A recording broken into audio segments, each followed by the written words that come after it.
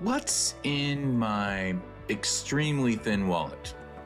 It's none of your damn business. But I'll tell you anyway.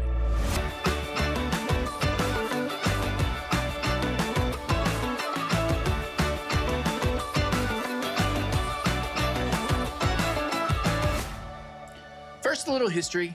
A long time ago, before I was married, I had a little bit of debt. It wasn't that much. It was a Discover card and a Dillard's card. And I think it was a few $100s. Back then, a few $100s was quite a bit to me, but nothing crazy. I got married, and by the time that marriage was over, I was $20,000 in credit card debt. And after the divorce, 6 months later, I miraculously had no debt. And I took all the debt out of the marriage. So draw your own conclusions.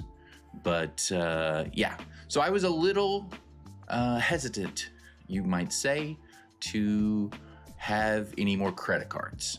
And I basically just used credit cards as a means to transfer over the existing debt over to a 0% interest card, pay it off, and then close the card. So after I got out of debt, I had one credit card just because you need credit cards sometimes, and it was the Bank of America customized cash card. So the Bank of America customized cash rewards card has a $200 sign-up bonus when you spend $1,000 in the first 90 days. It has no annual fee, which is great. I don't think I ever got $200 for a sign-up bonus. I imagine that it was some other older card and they eventually just product changed me to this card, and I had no idea. I just got it in the mail and just kept using it. I had no idea that it had these monthly categories, that it got 2x on groceries, 2x on wholesale clubs, and 1x on everything else. I never used the points. I never cashed them in. I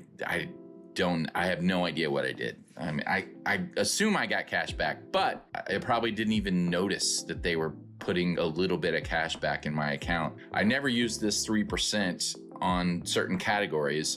If I did, I would have chosen like internet purchases, because I usually did all my shopping on the internet for non-grocery type items. So when I got into the travel game recently, I went and looked to see, and I was like, oh my God, I've been just throwing away money. But again, it's Bank of America. They don't give you anything back. So I quickly stopped using that card altogether and moved on to other cards. Not to mention, this card has foreign transaction fees. It doesn't have access to the portal for travel redemption, and it obviously has no transfer partners. Bank of America doesn't at all. As a single person, I really wasn't traveling that much. I didn't see much of a point to go and do all these awesome experiences without someone to share that with. And then back when I was married, we didn't really have the money to travel with anyway. But now, and I've been remarried for a while now, I am with someone that came to me with no debt. By the way, guys, if you find a woman that knows how to not spend more than she makes, hold on to her, and hold on to her tight.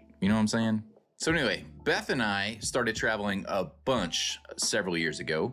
We didn't really know anything about travel points. We didn't use credit cards other than like online purchases for protection, that kind of thing, but didn't really know a lot about it. My parents mentioned it to me that they were using a Capital One rewards card for the 2x points. And I'm like, what is that? And I dove in to figure out what the hell they were talking about, and have gone crazy since. Built a website, started this YouTube channel, because I just think it's fun and cool and interesting, and it's sort of a category that is really hard to figure out, but it's not impossible. Like investing in the stock market and figuring that out, I find that completely impossible. But this seems to be a small enough niche that is fun and interesting, not too easy that any fool could figure it out in 5 minutes, but also you're not trying to solve string theory. So once I figured out that I wanted to start getting travel cards, it was on. And I went a little nuts in my first month. Oh, I should back up a little bit. Just before I met my wife, I did get the American Airlines AAdvantage Aviator. Do you say AAdvantage or is it AAdvantage? How do you pronounce that? AAdvantage, AAdvantage. and you just silent the first A. Is it like AA, Ron? Because it's pronounced Aaron? Son of a... I'd gotten that one because a friend of mine was in a really popular band. They were touring England, and went over there with them and got that on my way back when they were passing out the little flyers on the flight. So the American Airlines AAdvantage Aviator Red card has a sign-up bonus of 60,000 points. Now, you could just buy a stick of gum to get that. It's just, as long as you make it one purchase within 90 days, you just get the 60,000 points. That's what kind of attracted me to the card initially. As I'm sitting on the plane bored to tears, and they're telling me about it, I was like, all right. And you get no annual fee for the first year, and then after that, it's $99 a year. There are no foreign transaction fees. You can absolutely use the points in the portal. Obviously, there's no transfer partners because it's just an American Airlines card. You get 2x on airfare and 1x on everything else. The value of the points are pretty good, 1.7 based on the Points Guy's valuation compared to other point systems. And then you get free checked bags and Group 5 boarding on American Airlines, which is always nice. By the way, a little secret. So they have two lines in American Airlines. One is through groups 1 through 4, and the other is groups 5 through 9 or whatever. If you're in group 5, you can just get right at the rope where they tie that off, because when they call group 5, they just remove the rope and group 5's allowed to go in. So I always stand right there at the rope, and everybody else, you know, in 1 through 4 go through the other lane, but you don't have to stay way back. If you're in group 5, you just stay right at that rope, they undo it, you go right in. But you get free checked bags for up to 4 companions that are traveling with you on the same reservation. I have since downgraded this card because I just don't use it that much. I have cards that give better airfare points now. So I've downgraded this to the free card because it's one of my oldest cards. I only have 2 cards that are really have any kind of age to their accounts, and that's the Bank of America customized cash card and this one. So I downgraded this one to the no annual fee Aviator card, which is like a light silvery color, and I just hold on to that and use it every once in a while just to make sure the account stays open. I did recently product change to the Travel Rewards, the blue card, just to get a sense of what the Bank of America travel portal is. The Travel Rewards gives you a sign-up bonus of 25,000 points if you spend $1,000 in the first 90 days. Again, no annual fee. That's why I got that one instead of one of the other ones. This one does have no foreign transaction fees. You can redeem points in the portal, but again, Bank of America doesn't have transfer partners. As for spending, it gets 1.5x on all purchases. So once I figured out that I wanted to start getting travel cards and accruing points for travel and redeeming those for flights and hotels and stuff, I went a little crazy. So in my first month, I got 5 credit cards. My wife got one as well, so that's 6 total between the two of us in the first 30 days of me applying for credit cards. It was, looking back on it, it wasn't the smartest thing to do.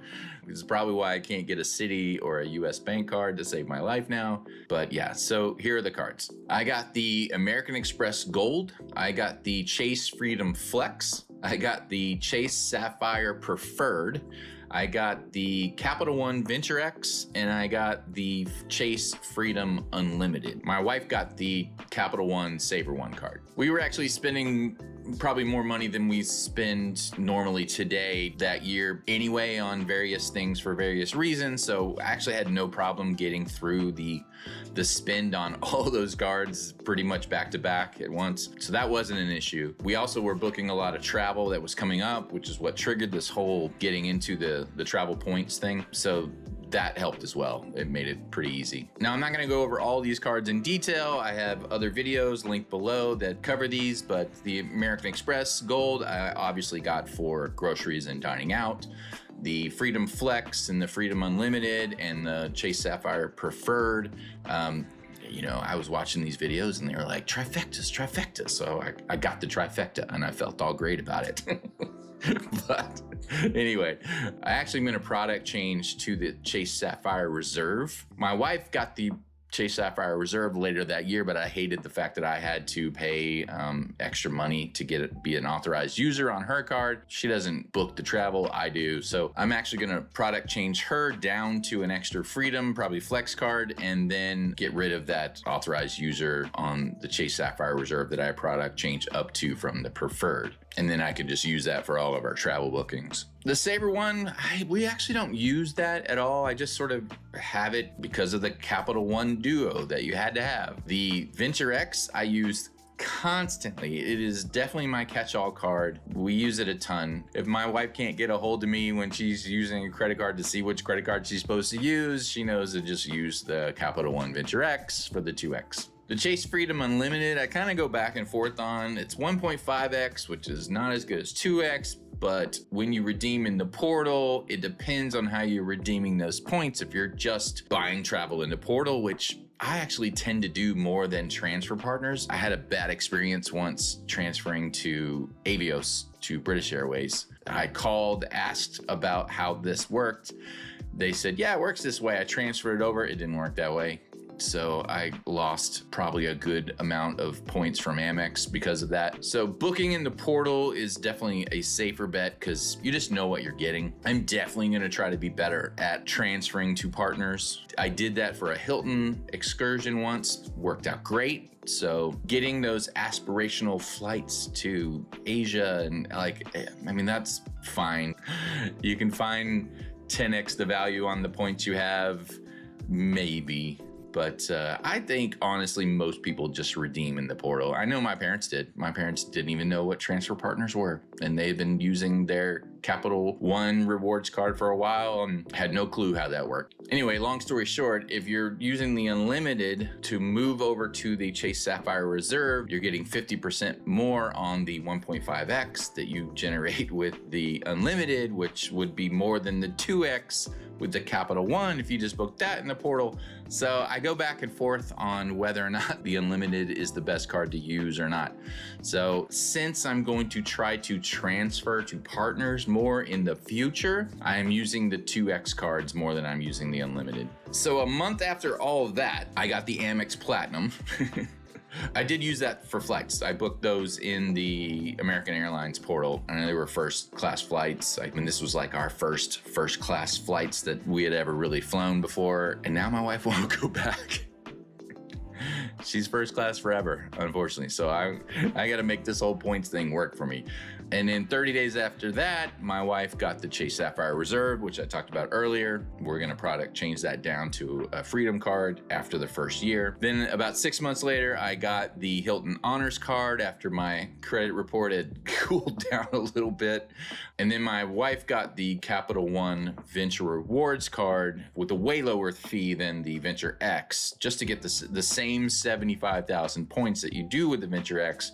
We have no need for the card, so we'll probably product change down to a Sabre one again or something after that, but the points were nice. But with the Venture X, we really didn't need the rewards at all. About 3 months after that, I got the Discover It cashback card, not because I really needed it. I was already way past my 524, and I figured, well, I'm gonna roll off 524 with all of these cards at once. So it's not going to really hurt me. So I got the Discover It cashback just to see what that ecosystem was like so I could give better reviews on the website and on the videos. And my last card I just got recently because I started doing this YouTube channel and the website and everything was a business card, the American Express Blue Business Plus card. Now, 2X on everything, no annual fee.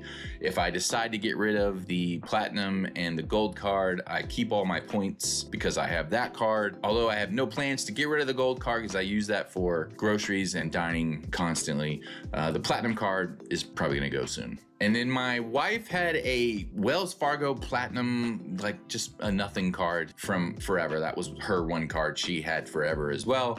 And we product changed recently up to the Autograph just so I have access to the portal. And honestly, it's a good card. I think we're gonna be using it for some things for sure, but no annual fee. I mean, come on, easy to get. Unlike the Citi cards and the US Bank cards, Wells Fargo is trying to rehabilitate their image, so take advantage of it. So the question is, what is in my wallet right now? I have the American Express Gold. It has a 60,000 point sign-up bonus when you spend $6,000 over 6 months. There is a $325 annual fee, but at the earning rate that this card has, you offset that fairly quickly. There's no foreign transaction fees. You can redeem the points in the travel portal, and it has access to the American Express transfer partners. It does have a limited time offer right now. By the time you watch this video, that may be gone, but currently you can receive 20% back in statement credits on eligible purchases made at restaurants worldwide within the first 6 months of card membership, up to $100 back. That ends November 2024. The spend categories, you get 4x on dining, and that's worldwide up to $50,000 a year. You get 4x on groceries up to $25,000 a year. That is US only though.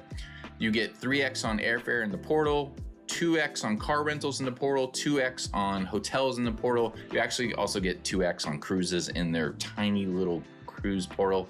There's not a lot of selection, but you can get it in there. And then 1x on everything else. For the standard benefits, there's some dining credits, Uber credits, Resi credits, the Dunkin' credit, $84, that's $7 a month in Dunkin' credits. You get the baggage insurance and secondary car rental loss and damage insurance as well. So this is the card that I use for food. Everything food, I use this card. And if you have a cashback card that's 3 or 5%, no annual fee or whatever, this card is still better. If you're using your points to transfer to travel partners and you're getting at least 2 cents per point, you're gonna be doing better than those cash only cards after you spend a couple $100. The next card that's in my wallet religiously, I use it all the time, almost every day, is the Capital One Venture X. The Venture X has a 75,000 point sign-up bonus when you spend $4,000 in the first 3 months.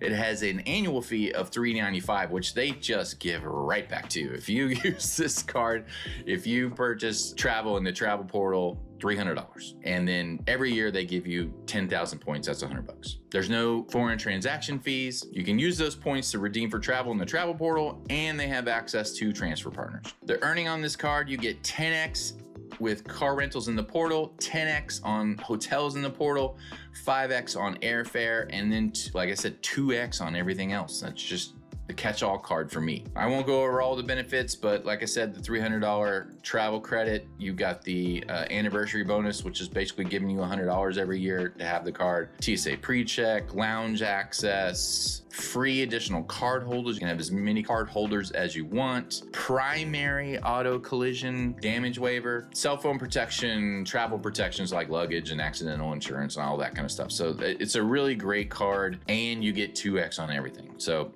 it pays for itself. I should also mention that the Venture X is what I use for all my online purchases that aren't really covered in a special category.